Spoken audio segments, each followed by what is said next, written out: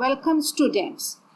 आज हम लोग पढ़ रहे हैं सिविल लिबर्टी यानी कि नागरिक स्वतंत्रता। हम लोग स्वतंत्रता पहले ही शुरू कर चुके हैं। पिछले लेक्चर्स में फ्यू क्लासेस हो चुका है स्वतंत्रता पे। पहले क्लास में हमने आपको स्वतंत्रता के अर्थ और परिभाषाएं बताई थी। फिर उसके नेक्स्ट क्लास में हमने आप लोगों को स्वतंत्रता की विशेषताएं बताई थी, फिर स्वतंत्रता के प्रकार, और फिर नेक्स्ट क्लास में स्वतंत्रता में डिफरेंट जो उनके जो विभिन्न प्रकार हैं उसमें हमने आपको प्राकृतिक स्वतंत्रता पढ़ा दिया था। आज हम लोग नागरिक स्वतंत्रता पढ़ेंगे। Students, we have already started with liberty, and in the first class on liberty we had done about the meaning and definition of liberty. In the next class we had done about the different about the features of liberty, and then in the next we had done about the different types of liberty, and amongst the different types we had started, and the last class we had done about the natural liberty, and in this class we will be studying about the civil liberty. तो we proceed about civil liberty. अब हम लोग नागरिक स्वतंत्रता के बारे में आज पढ़ेंगे। सिविल लिबर्टी यानी नागरिक स्वतंत्रता। The liberty which each individual enjoys as a member of the society is called civil liberty. Civil liberty क्या हुआ, नागरिक स्वतंत्रता क्या हुआ कि वह स्वतंत्रता जो प्रत्येक व्यक्ति को समाज के सदस्य के रूप में प्राप्त होती है वह नागरिक स्वतंत्रता कहलाती है। This is enjoyed by each and every individual in the society. Whoever is the member of the society will enjoy it. All those living in the society enjoy this liberty, and it's called civil liberty. It is equally available to all the individuals. यह सभी व्यक्तियों को समान रूप में उपलब्ध है। ये आपको बताते हैं क्योंकि जितने भी समाज में रह रहे हैं हर व्यक्ति के लिए ये सिविल लिबर्टी नागरिक स्वतंत्रता है, क्योंकि वह नागरिक है समाज के तो उनको वो स्वतंत्रता मिली हुई है। All enjoy equal freedom and rights in the society. सभी समाज में समान स्वतंत्रता और अधिकारों का आनंद लेते हैं। Every individual enjoy that. They enjoy freedom and rights. तो हर समाज में सभी को समान एक प्रकार equal समान स्वतंत्रता है और अधिकारों का आनंद लेते हैं। Civil liberty is not unrestrained liberty. Civil liberty वो नहीं है जिस पर कि बिना प्रतिबंध की स्वतंत्रता नहीं है। जो नागरिक स्वतंत्रता है वो बिना प्रतिबंध की स्वतंत्रता नहीं है। वहाँ पर it's not unrestrained, there are certain restraints there in. और ये रेस्ट्रेंट कैसे पड़ता है? It is enjoyed only under some restrictions, laws and rules imposed by the state and society. अब ये जो आप पहले बोले कि इट्स नॉट अनरेस्ट्रेन्ड लिबर्टी, कि दे आर सर्टेन रेस्ट्रिक्शंस, तो from where does those restrictions come? Those restrictions come through laws and rules, and those laws and rules, who imposes those laws and rules? Those laws and rules are imposed by state and society. तो आप जो ये कहें कि बिना प्रतिबंध की स्वतंत्रता नहीं है, यहाँ पर कुछ प्रतिबंध हैं, तो वो राज्य और समाज द्वारा लगाए गए कुछ प्रतिबंध हैं। वो राज्य और समाज लगाते हैं वो प्रतिबंध, और वो किस तरह से वो लगाते हैं? वो कानून और नियम के तहत इस पर कुछ प्रतिबंध लगाते हैं और उसी के तहत इसका आनंद लिया जा सकता है। तभी ये नागरिक स्वतंत्रता का आनंद सभी समाज में ले पाते हैं कि उसमें कुछ प्रतिबंध लगे हुए। और वो प्रतिबंध कैसे लगते हैं? वो प्रतिबंध कानून और नियम के द्वारा लगते हैं। और कौन लगाता है? वो के तहत लगते हैं। और कौन लगाता है? किसके द्वारा? तो वो समाज और राज्य के द्वारा लगाए गए हैं। तो इस तरह से सिविल लिबर्टी है। That is what you understand by civil liberty, नागरिक स्वतंत्रता। अब civil liberty according to Barker, हाँ, ये बार्कर क्या बताते हैं सिविल लिबर्टी के बारे में? बार्कर के अनुसार नागरिक स्वतंत्रता को वो किस तरह से डिफाइन करते हैं, किस तरह से एक्सप्लेन करते हैं। अर्नेस्ट बार्कर बहुत बड़े पॉलिटिकल थिंकर थे, तो उनका वो कैसे डिस्क्राइब करते हैं इस नागरिक स्वतंत्रता को, उसको हम लोग देखेंगे। तो according to Barker, civil liberty consist in 3 somewhat differently expressed articles। वो 3 आर्टिकल में है और ये तीनों आर्टिकल ये नहीं कि एक तरह से है, वो अलग अलग वे में उसको बताए हैं। तो बार्कर के अनुसार नागरिक स्वतंत्रता 3 अलग ढंग से परिभाषित कर सकते हैं, 3 अलग ढंग से वो परिभाषित किए हैं। तो पहले क्या बताते हैं, it's physical freedom from injury और threat to life, health and movement of the body। There is a physical freedom. First he describes it as a physical freedom, कि वो कैसे है, वो कैसा स्वतंत्रता बताते हैं नागरिक स्वतंत्रता को, कि यह शारीरिक स्वतंत्रता है, व्यक्ति के जीवन, स्वास्थ्य और संचार पर चोट या खतरे से स्वतंत्रता। वो सबसे आपके जीवन पर, व्यक्ति के जीवन पर, उनके स्वास्थ्य पे और उनके प्रचार, उनके घूमने फिरने पर किसी भी तरह के चोट या खतरे से वो स्वतंत्र हैं। उनको कोई भी उस पर कोई प्रतिबंध नहीं है, उस पर कोई भी रुकावट नहीं है, उस पर कोई भी थ्रेट नहीं है, कोई भी खतरा नहीं है। तो इस तरह का ये physical freedom, this is physical freedom, physical freedom from any threat, injury और threat to life, health, movement of the body. तो वो शारीरिक स्वतंत्रता है। सबसे पहला जो वो एक्सप्लेन कर रहे हैं, वो किस तरह से बार्कर एक्सप्लेन कर रहे हैं, कि वो फिजिकल फ्रीडम है, शारीरिक स्वतंत्रता है। दूसरा क्या बताते हैं, it's intellectual freedom for expression of thought and belief. वो क्या है, बौद्धिक स्वतंत्रता है, विचार और विश्वास की अभिव्यक्ति की। आप अपना विचार और विश्वास की जो अभिव्यक्ति है उस पर आपको सारी स्वतंत्रता है, तो ये बौद्धिक स्वतंत्रता है। तो intellectual freedom, secondly he describes it as an intellectual freedom, and thirdly he describes it as a practical freedom of the play of will and exercise of choice in the general field of contractual action and relations with other persons।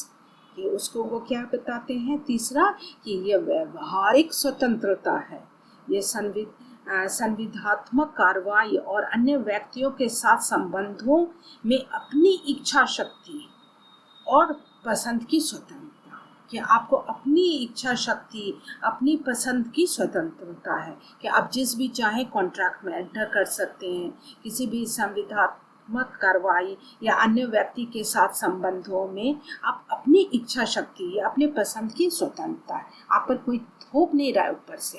तो ये सारे freedom जब आपको हैं, तो these freedoms are called according to Ernest Barker physical freedom, intellectual freedom and practical freedom. These freedom can be classified into civil liberty. These are the civil liberties. कि civil liberty, नागरिक स्वतंत्रता में कौन कौन से स्वतंत्रता आ जाते हैं बार्कर के अनुसार, तो उसमें आ जाते हैं शारीरिक स्वतंत्रता, बौद्धिक स्वतंत्रता और व्यवहारिक स्वतंत्रता। तो इस तरह से बार्कर ने डिस्क्राइब किया है नागरिक स्वतंत्रता। अभी हम लोग आगे और प्रोसीड करते हैं।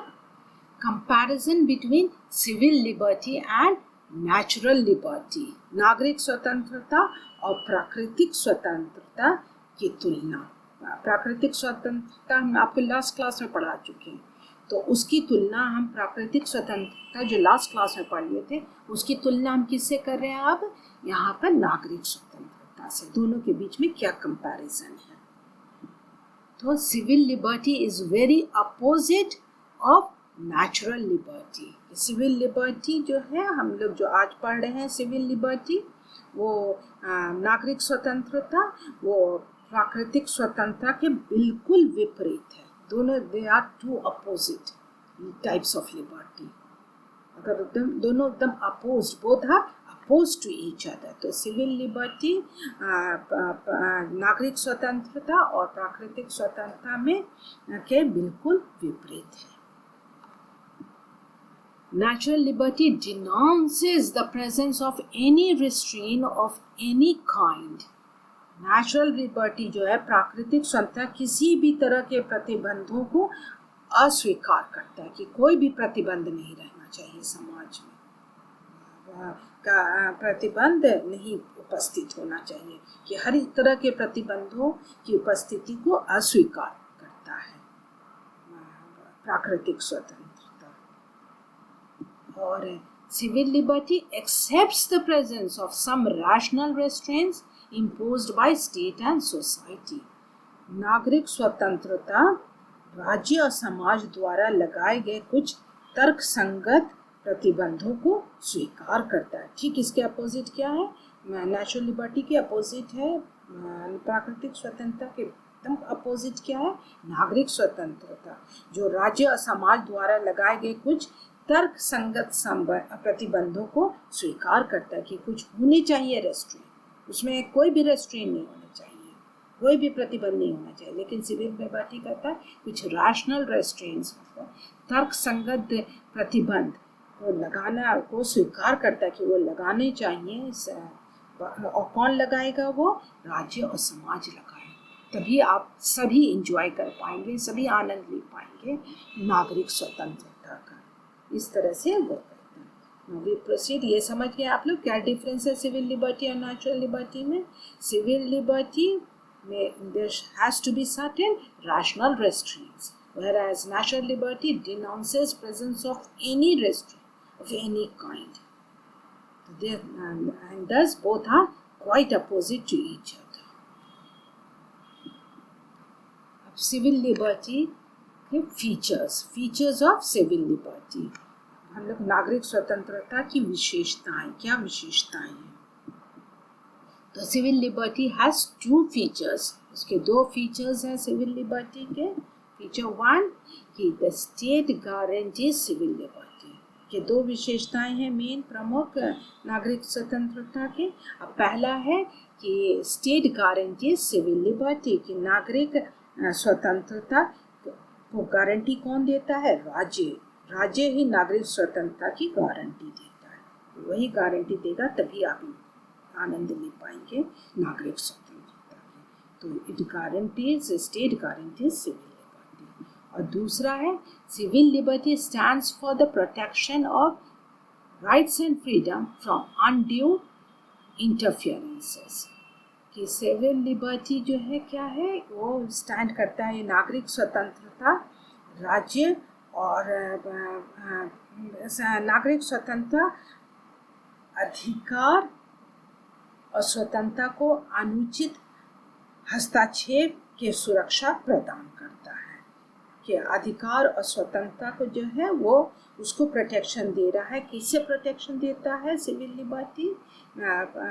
अधिकार और स्वतंत्रता को फ्रॉम अनड्यू इंटरफियरेंसेस, फ्रॉम कोई भी अनुचित हस्तक्षेपों से वो सुरक्षा प्रदान करता है। अधिकार और स्वतंत्रता को किसी भी अनुचित हस्तक्षेपों से सुरक्षा प्रदान करता है ये नागरिक स्वतंत्रता। तो इस तरह के इसके दो फीचर्स हैं। अब ये दोनों फीचर्स हम लोग डिटेल में देखेंगे। ये दो फीचर्स हो गया, उसी को हम लोग अब देखेंगे कि स्टेट गारंटी सिविल लिबर्टी, वो जो पहला फीचर था कि कौन गारंटी कौन करता है नागरिक स्वतंत्रता? राज्य गारंटी देता है नागरिक स्वतंत्रता का। तो राज्य की ही गारंटी देता है नागरिक स्वतंत्रता को। वो कैसे गारंटी देता है? कि civil liberty means liberty under law. कह रहे कि कुछ रेस्ट्रेंट रहेगा, तो वो रेस्ट्रेंट कैसे लाएंगे? राज्य या समाज कैसे रेस्ट्रेंट लाता है? तो वो रेस्ट्रेंट लाएगा थ्रू लॉज, अंडर लॉज, वो जो है कानून के तहत। नागरिक स्वतंत्रता का मतलब है कि कानून के तहत स्वतंत्रता प्राप्त हो, कानून के तहत आपको स्वतंत्रता मिली। तो लॉ क्रिएट्स, लॉ क्या करता है? Law creates the conditions necessary for the enjoyment of liberty. वो जो कानून है वो क्या करेगा? स्वतंत्रता के लिए आवश्यक स्थिति बनाता है कि क्या स्थिति होना चाहिए जिसमें लोग आनंद उठा पाए स्वतंत्रता को। तो वो स्थिति को ही वो बनाता है, कानून बनाएगा कि इस स्थिति में ही लोग सभी जितने भी सदस्य हैं इस समाज के वो आनंद ले पाए स्वतंत्रता का। फिर it reference from creating obstacles in the way of enjoyment of liberty by the people. It reference, वो क्या करता है, यह उन सारी बाधाओं पर रोक लगाता है जो व्यक्ति की स्वतंत्रता के आनंद के में रुकावट लाते हैं। जो भी व्यक्ति की स्वतंत्रता के आनंद में रुकावट ला रहे जो भी बाधाएं हैं वो सारी बाधाओं को रोक लगाता है कि ऐसा कोई भी बाधा नहीं हुआ कि अगर ये नहीं है कि एक एंजॉय कर रहे हैं। जब आप नेचुरल लिबर्टी पढ़े थे तो उसमें आप पढ़े थे कि देयर इज अनरेस्ट्रेन्ड एंजॉयमेंट, कि कोई भी उसमें रेस्ट्रेन नहीं है। तो वो अल्टीमेटली कौन, सब नहीं एंजॉय कर पाएंगे, सभी आनंद नहीं ले पाएंगे। जो शारीरिक रूप से ज़्यादा बलवान है वही है, माइट इज़ राइट हो जाता है वहाँ पर। मगर यहाँ पर हर कोई, हर जितने भी व्यक्ति समाज के हैं सभी आनंद उठाएंगे। तो उसके लिए वो क्या करेगा कि आनंद लेने में जितने भी बाधाएं आ रही हैं वो सारा लॉ के थ्रू वो क्या करेगा, उन बाधाओं पर रोक लगाएगा कि ताकि सारे व्यक्ति, जितने भी व्यक्ति समाज में, सभी उसका आनंद ले पाए। इसके लिए लॉ जरूरी हो जाता है। It protects liberty from such obstacles and actions of other men and organisation. वो किसके लिए, क्या वो किस पर लगाता है, of other men and organisation, कि यह स्वतंत्रता की रक्षा करता है कि किसी भी अन्य पुरुष या संगठनों की बाधाओं से, कि कोई भी संगठन या कोई अन्य पुरुष कोई ऐसा बाधा नहीं लगा रहा है और वो बाधा या वो ऐसा कार्य पर ही रुकावट कर रहा है आपकी स्वतंत्रता के आनंद लेने में, तो उससे आपकी स्वतंत्रता की सुरक्षा करता है, की रक्षा करता है उन बाधाओं से, उन कार्य से ऑफ किसके, दूसरे अन्य पुरुषों और संगठनों की जो आपके इंजॉयमेंट पर, आपके आनंद, आपके स्वतंत्रता के आनंद लेने पर बाधा लगा रहे हैं, तो उन सब पर रुकावट लाता है। और फिर lastly, the law of the state imposes some reasonable restraint as are deemed necessary for the enjoyment of liberty by the people। ये लॉ ही ऐसा कर सकता है, कानून, राज्य का कानून ही ये कर सकता है। राज्य के कानून ऐसे उचित प्रतिबंध लगाते हैं जिन्हें लोगों के द्वारा स्वतंत्रता के आनंद के लिए आवश्यक माना जाता है। तो ऐसा उचित प्रतिबंध लगा देगा ताकि सभी मनुष्य, सभी व्यक्ति उसका आनंद, स्वतंत्रता का आनंद ले पाए।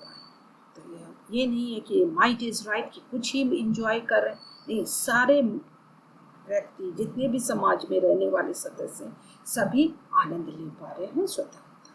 तो who imposes that? It's imposed by the state. And how does the state impose that restraint? Through its laws. The law of the state imposes such reasonable restraint. This way the state guarantees the civil liberty through law। तो state किस वे में guarantee करता है, ना राज्य कैसे guarantee देता है नागरिक स्वतंत्रता को, वो कानून के तहत, कानून बनाकर आपको गारंटी देता है कि सभी व्यक्ति वहाँ नागरिक स्वतंत्रता का आनंद ले पाए, में रह पाए।